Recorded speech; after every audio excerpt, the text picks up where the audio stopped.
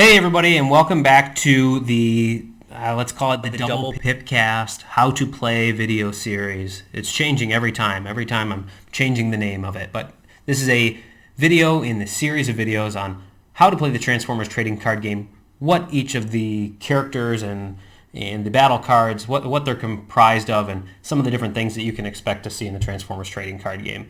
So I've got an array of different types of characters on my playmat here.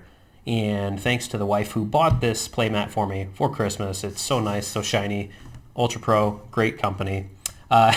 So we've got different character sizes, and these characters that you see right here, they're your standard character size. They're the size of a standard character card or a play card, a battle card. We have this character right here, which I will save that for a surprise, but it's got both of its sides on one. We have a standard character. We've got King Starscream here. This is what you've seen so far in the other videos. Then we have a large Titan-sized character here as well. There's a few of those available. Metroplex, Trypticon, and Omega Supreme are the three current Titan-sized characters. So rolling into it, let's go into these two smaller characters here because these are very interesting. These came out in waves 3 and 4, Siege 1 and 2 is what they're named. So we have a Micromaster, and a Micromaster is a character that has two sides, a alt mode and a bot mode, and he is small like this. Typically the smaller characters have low stat lines, and they have what's called a tap ability. We'll get into abilities here. We'll actually talk about it right now. So characters have abilities, and these abilities are either triggered when you flip to a mode. So you remember when we were able to flip one character per turn. Some are triggered by that. Some are triggered when the character is just on that side. So as long as it's on that side, it happens, not just once flipped, do this. It just is passive while it's on that side. This character has what's called a tap ability. And if we can get the camera to focus, you'll see this little arrow here. This means instead of attacking, you can flip Ravage on its side, effectively putting him out of commission until he untaps. But when you do that, it says, do 1 damage to an enemy if that enemy has 4 defense or more. Do 2 damage to it. So this is a way of basically guaranteeing some indirect attack damage or indirect damage without having to worry or not if the 3 attack will get through, because it's kind of a low attack amount. So that is an ability. We'll go through the abilities of all these other characters, and you can see the difference between passive, flip, tap abilities, and when those might go off and when they may be useful. But this is a Micromaster character. Let's take a look at Private Fire Drive. I'm sorry. He has a passive ability, meaning that you don't have to flip, and that's just my nomenclature, passive, but you can use it if you want. When this attacks, draw a card.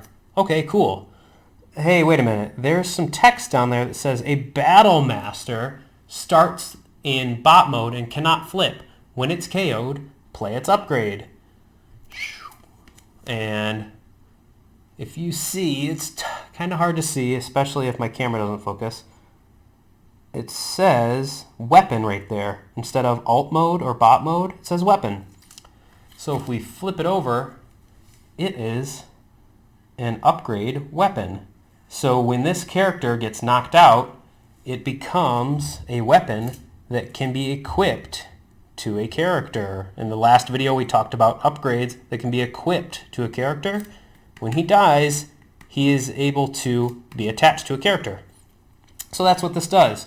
When he is scrapped from your character, somebody may play a card that removes a upgrade from your character. This goes in the KO pile outside of the game. It does not go in your scrap pile and then you get to draw it. This goes in your KO pile, and you can only recover it if a card says that you can. So Micromasters, Battle Masters. Battle Masters turn into guns or shields or helmets, and Micromasters have 2 sides. usually have a tap ability. We're going to skip these guys for now because these guys have something special about them. Let's take a look at Starscream. He's a standard character. He has an ability that triggers when you battle. Focus. Okay, it's not going to focus. He has an ability that triggers when he battles. This side, his alt mode, his airplane, this says when you flip to this mode, return a card that allows you to plan to your hand from your discard pile. So when you flip, indicated by that little arrow there, this is a straight arrow, not a curved arrow like the tap ability. When you flip, this happens. It doesn't mean on the next turn you get to do it again. It's only when he flips from one side to the other. Where his other side is while battling in bot mode. So that's more of a passive. You don't have to do anything once he's at this mode. It always happens. You don't have to prompt it again. While we're on Starscream, let's talk about traits. So we talked about traits in a couple videos back, but let's really focus on these. So ranged, there are cards like, let's say, Armed Hovercraft from Wave 1. Armed Hovercraft says, put this on, when you put this on a ranged character, it doesn't mean it can only go on ranged. Some cards do say that. When you put this on a ranged character, do something. Ranged. When you put this on ranged. So keywords will play together in that way. So you will have some cards that say, if this is on a leader, or do this when you have a leader. That's what those cards allow you to do. So it's in your best interest to try to play as many cards in your deck that make sense, that also allow you to take advantage of these traits. The traits change. So Starscream is still a leader. He didn't drop his leadership status, but now he's not a bot. He's an airplane. He still keeps his ranged. Some characters will switch from ranged to melee. They put their gun away. They're a car. They don't have guns on them in that mode sometimes, so they'll change. Moving on to Trypticon. We've got, since it's a different character type, the traits are lined up or aligned a little bit differently on the card template. We've got melee and we've got Titan. There's certain cards that will use the Titan stat. He is big, and the main thing that you'll see with these bigger cards like Metroplex and Trypticon is that they deploy additional cards from underneath them. So they have characters that kind of live underneath until something happens. So, for instance, Trypticon says that he starts with these 3 characters underneath him. So as you begin to play, you will see how that works. We're not going to get into it now, but just know that there's big characters that do things that are much different than other characters, and they take a little bit of a learning curve in order to use them. So we're going to clear these off the table, and we're going to go over the combiner cards. And these are all sleeved, but the combiners came out in Wave 2, Rise of the Combiners, and the gimmick here, I know everybody's cringing because I just turned this card, or I flipped it in half, but that's designed. There's a little hinge that allows these to bend that way. So they have their bot mode and they have their alt mode, and you flip them like this and like this. But the thing is when you fulfill the necessary things that you need to do, which are called Enigma cards that are in your battle deck, they actually combine into a big character. So I'm going to lay those out. I'm going to try to as best as possible. And so once you've done what you needed to do, you've got everybody in the mode that they need to be in, and you've played your Enigma card, you get to combine them into a big character. The big characters take all the damage from their damaged bots. They take up to 1 of each type of upgrade from all the different bots, so you can choose the best of breed, if you will, from all your bots that you had out that had upgrades on them, and you can choose 1 upgrade utility, 1 upgrade armor, 1 upgrade weapon, and put them out. So I'll bring just the stat line up here, but you can see that he has 65 health, 9 attack, and 1 defense. That 65 health is misleading though, because like I said, he carries over the damage from his other bots. So a lot of times your combiner bots will be, damaged because you've been trying to organize this big combo for quite a while. So that 65 health will probably be closer to 25, 20, depending on how long it took you to combine. But these are very cool. They definitely have their own niche in the game, and they're always fun to have like a last ditch, almost like in Power Rangers where Tommy plays the flute and calls out the Dragon Zord. This is similar. As soon as you combine, it's a spectacle and it's a last ditch effort to hopefully pull out a win during your game. So that is the combiners. And don't worry, if you want to play them bendy, like with the hinge, that's fine. I always have them sleeved, and that's just me. That's actually most people. And the way you would indicate what mode you're in, some people use a third-party 3D printed piece that covers it, but a card, I don't know if you can see that, a card, blank, or a sleeve, so people don't think you're cheating and you grabbed a card and you're trying to use it. A card handles it nicely. I'm in bot mode, now I'm in alt mode, and that counts as your one flip, switching it from mode to mode. So those are the characters. We talked about traits, we talked about abilities, tap abilities when you flip, abilities just for being on a certain side.